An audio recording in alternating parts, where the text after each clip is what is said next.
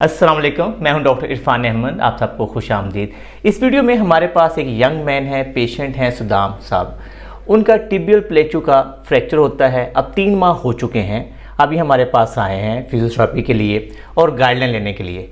इस वीडियो में हम आपको बताएंगे कि सुदाम से क्या गलती हुई है जिसकी वजह से उसका नी स्टिफ हुआ है और उसको कौन सी वर्जिशें थी जो राइट टाइम पे स्टार्ट कर देनी चाहिए थी। आइडियली हम इनकरेज करते हैं कि ऐसे पेशेंट को शुरू से कुछ एक्सरसाइज करनी चाहिए और कुछ एक्सरसाइज 6 हफ्तों के बाद स्टार्ट करनी चाहिए थी और कुछ एक्सरसाइजेज 3 माह के बाद स्टार्ट करनी चाहिए थी। नॉर्मली हमारे यहाँ बहुत सारे आर्थोपेडिक सर्जन भी जब अपने पेशेंट गाइड करते हैं कि अभी हड्डी कच्ची है, अभी एक्सरसाइज ना करें। ये ध्यान रखिए कि एक्सरसाइजेज की इंटेंसिटी होती है, स्ट्रेंथ होती है। कुछ एक्सरसाइज बहुत बेसिक होती हैं जिनसे हमारी हड्डी की हीलिंग इफेक्ट नहीं होती, तो उसको हम इनकरेज करते हैं कि अपने पेशेंट को बहुत इनिशियली यानी कि राइट आफ्टर सर्जरी स्टार्ट कर देना चाहिए ताकि आपके मसल वेस्ट ना हो। तब हम आपके सामने सुदाम की एवेल्यूएशन करते हैं और आपको बताते हैं कि आपको कौन सी, अगर किसी को टिबियल प्लेटो का, टिबिया का, लोअर लेग का फ्रैक्चर है तो उसकी एक्सरसाइज अगले दिन से स्टार्ट करनी चाहिए और कौन सी एक्सरसाइज होती हैं कुछ 6 हफ्तों के बाद स्टार्ट होनी चाहिए। तो आइए हम सुदाम के ऊपर जाके इस केस को एवेल्यूएट करें। अगर सुदाम का केस अगर हम एवेल्यूएट करें तो हमें ये नज़र आता है कि जो सुदाम का जो फ्रंट मसल है वो काफ़ी वेस्ट हुआ है, इनके कमज़ोर हो गया है, मसल सुकड़ गया है। सुदाम ने अक्लमंदी ये दिखाई है कि 2 महीने पहले इसने यूट्यूब के ऊपर हमारी टिबिया के फ्रैक्चर की वीडियो देखना शुरू की और कुछ एक्सरसाइज की, तो आज कुछ इनके हालात बेहतर है। लेकिन ये ध्यान रखिए कि अगर अज्यूम कर लेते हैं कि आपका टिबिया का फ्रैक्चर हुआ और आपने सर्जरी करवा ली, तो अगले दिन से ही आपको कौन सी एक्सरसाइज करनी चाहिए। तो नंबर 1 जो एक्सरसाइज हम अपने पेशेंट कहते हैं कि वो फ्रंट थाई मसल को टाइट करें। मसल टाइट करें, छोड़ें, मसल टाइट करें, छोड़ें, मसल टाइट करें, छोड़ें। ये बहुत बेसिक एक्सरसाइज होती है। इस एक्सरसाइज का फ़ायदा ये होता है कि ये जो फ्रंट मसल है इसकी वेस्टिंग या सिकुड़ाव या कमज़ोरी कम हो जाती है। और दूसरी जो एक्सरसाइज हम अपने पेशेंट कहते हैं कि वो पाँव को खींचे और वापस लेके जाए।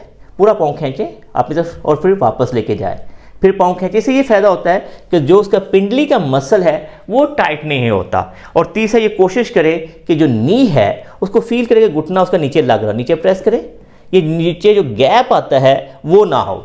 अगर ये 3 चीज़ें आप बहुत इनिशियली राइट टिबिया के फ्रैक्चर के बाद करना शुरू कर दें तो आपके मसल की वेस्टिंग कम होगी और आपको बहुत फ़ायदा होता है। सेकंड जो है नी बेंडिंग एक्सरसाइजेज हैं वो नॉर्मली हम 6 हफ्तों के बाद स्टार्ट करवा देते हैं अगर आपकी जॉइंट की कोई इंजरी हो। जैसे फ़र्ज़ करें अब हम ये चेक करते हैं कि जो सुदाम की नी बेंडिंग कितनी है।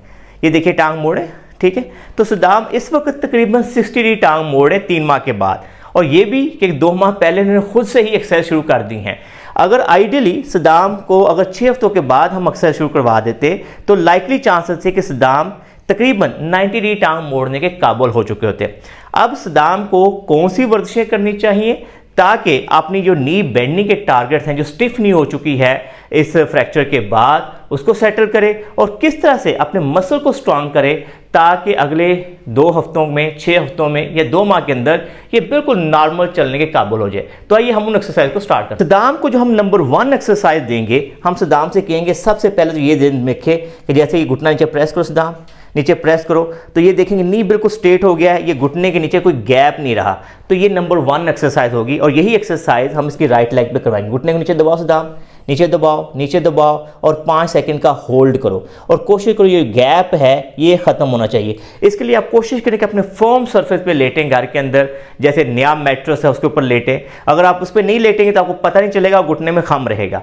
तो अपने घुटने को नीचे प्रेस करना है और 5 सेकंड का होल्ड करना है और इस एक्सरसाइज को 10/2 रेपिटेशन के साथ दिन में 3 से 4 दफ़ा ज़रूर करें। नंबर 2 एक्सरसाइज के अंदर हम अपने पेशेंट के अंदर टांग को बेंड कर लीजिए, सही टांग को, और इस पे जिस टांग का फ्रैक्चर है पाँव खींचो, घुटने को नीचे ज़ोर से दबाओ सुदाम, नीचे दबाओ और ज़ोर से दबाओ और ज़ोर से दबाओ ताकि टांग की राड बन जाए। टांग को बिल्कुल स्टिफ करके ऊपर उठाएं, यहाँ तक उठाएं और यहाँ पे जाके 5 सेकंड का होल्ड करें। 1 2 3 4 5। लेकिन अगर आप देख रहे होंगे कि सुदाम जब ये टांग उठा रहे हैं तो घुटने में खम है। उस खम आने की बड़ी वजह यही है कि हमारा फ्रंट मसल कमज़ोर है और पीछे वाले मसल टाइट हैं। और अब हमने इनको वो वाली एक्सरसाइज गाइड करनी है जिससे ये मसल भी स्ट्रांग हो और सारी मसल के अंदर जो स्टिफनेस आई हुई है पीछे काफ और ये हैमस्ट्रिंग मसल होता है उसको कम कर सके।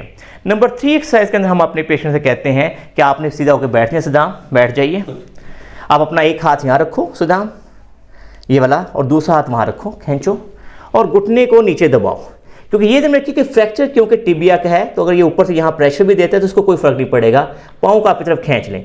इसके लिए आप दुपट्टा डाल सकते हैं और अच्छे तरीके से इसको स्ट्रेच कर सकते हैं। ये स्ट्रेच करके रखेंगे और 5 सेकंड का होल्ड करेंगे, 10/2 रेपिटेशन सारी एक्सरसाइज करेंगे। आप ये देखेंगे गैप जो है वो ख़त्म हो गया है। तो ये बहुत इंपॉर्टेंट होता है कि अगर ये गैप रहेगा तो आपसे सही चला नहीं जाएगा। इसके बाद सुदाम आप लेट जाइए, घर के फैमिली मेम्बर से कहें कि इस तरीके से आपके पाँव के मसल को खींचे, एक हाथ यहाँ रखे और ये स्ट्रेच करें, और स्ट्रेच करके ये वाला हाथ नीचे की तरफ रहेगा और ये वाला हाथ यूँ आएगा और ये टांग इसको हम ऊपर उठाएंगे।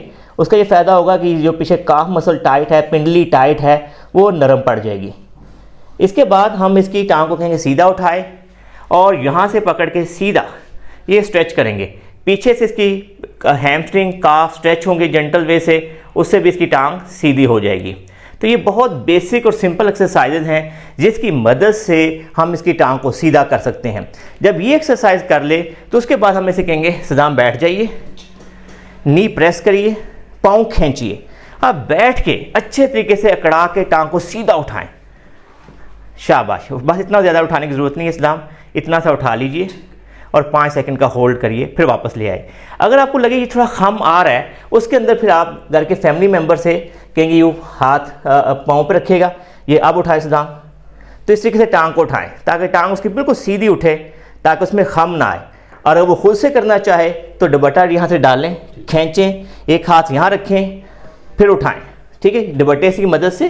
तो इस तरीके से भी आप अपनी टांग को सीधा करके उठा सकते हैं। तो पहला फोकस हमारा ये होना चाहिए कि टांग हमारी बिल्कुल सीधी हो जाए, उसमें से खम खत्म हो जाए। हम अब आपको वो वाली एक्सरसाइज बताएंगे जिनकी मदद से हम टांग को बेंड कर सकते हैं। तो नी बेंडिंग की जो सबसे पहली एक्सरसाइज है कि हमने टांग को इस तरह बेंड कर लेना है, इस तरह बेंड करें, दूसरी टांग को भी बेंड करें, बेंड करेंगे।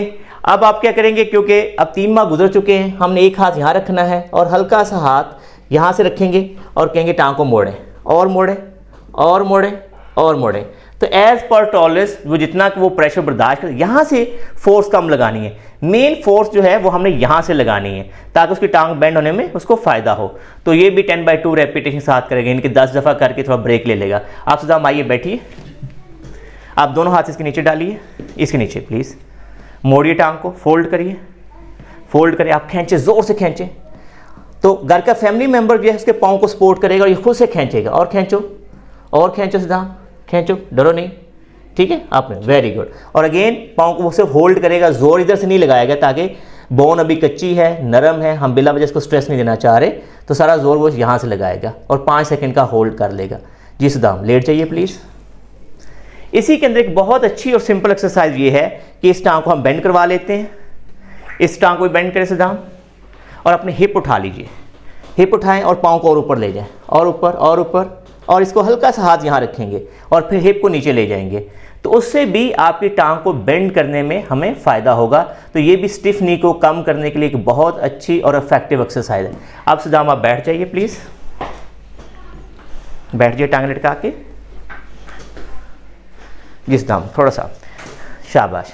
और इसके अलावा अगर आप ऊंची कुर्सी पे, ऊंचे डाइनिंग टेबल पर बैठ जाते हैं, उसके बाद हम कहते हैं कि पेशेंट टांग को पीछे लेके जाएं, पीछे लेके जाएं और इस तरह से हल्के से हाथ से इसको प्रेशर दें।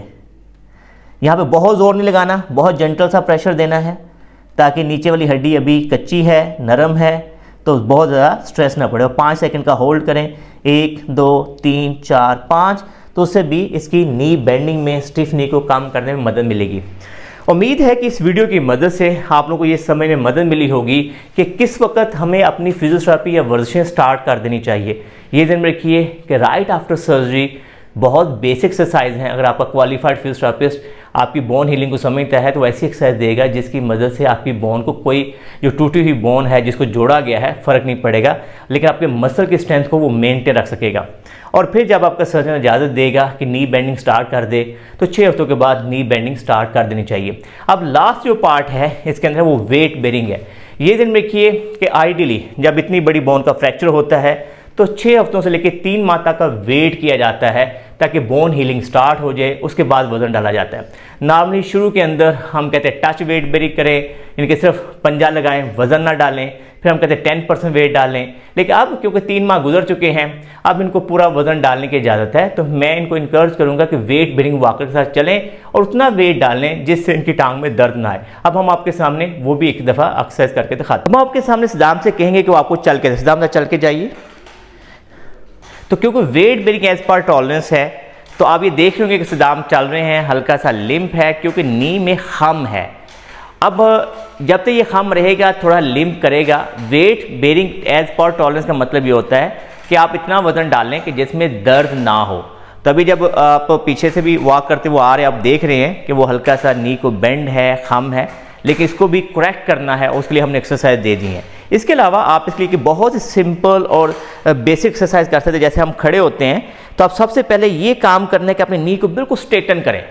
बिल्कुल कोशिश करें कि जब आप खड़े हो तो नी को बिल्कुल स्ट्रेट करें। स्ट्रेट करके दिखाएं ना, बिल्कुल सीधा स्ट्रेट, खींचे टांगे ऐसे बेड के पीछे लगा ले, टेक लगा ले, नी को बिल्कुल ऐसे सीधा करें, नी को बिल्कुल सीधा करें।